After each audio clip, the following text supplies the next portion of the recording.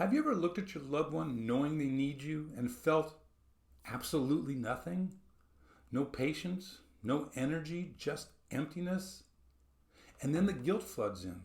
What's wrong with me? Why don't I care anymore? If you felt that, you're not a bad person. You're just burnt out. And I've been there too. Hi, I'm 𝗕𝘂𝗀𝗃. My wife Sonia was diagnosed with Alzheimer's in January 2020 at the age of 65. I've seen too many caregivers suffer physically, emotionally, and mentally, oftentimes more than the loved ones they care for.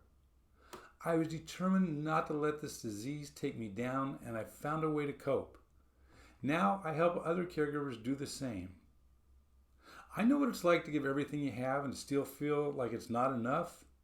Today, I want to share how you can stay compassionate even when your tank is empty. Not by pushing harder, but by changing how you give. Let's start with this simple truth. You can't pour from an empty cup. That's not just a cliche, it's a warning.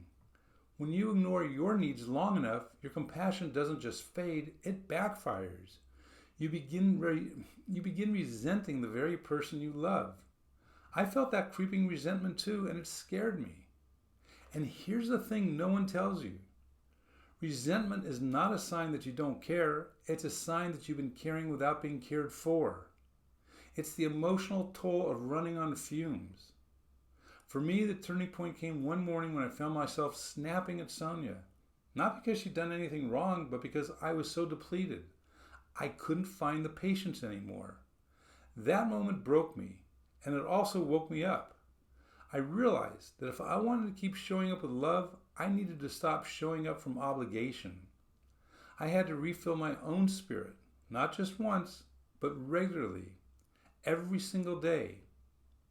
Burnout doesn't just come from overwork, it comes from over-expectation.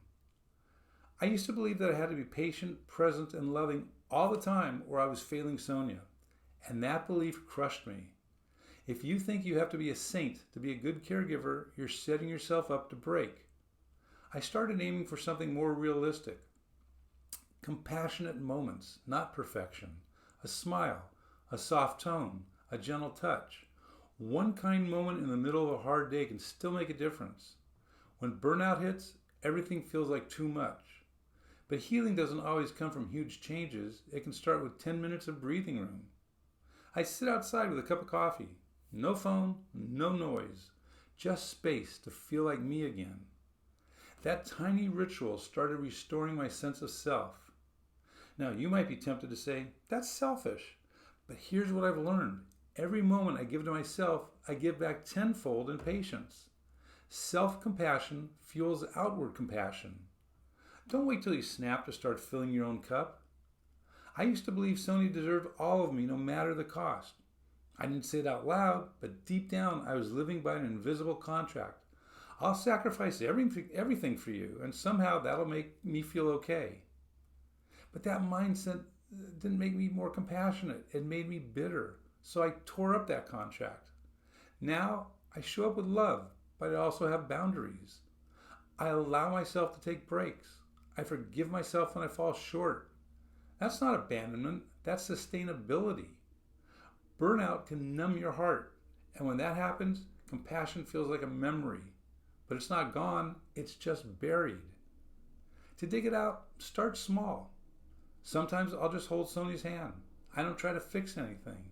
I don't force a smile. I just be with her. That simple act, just being present, rekindles the warmth that burnout tries to erase.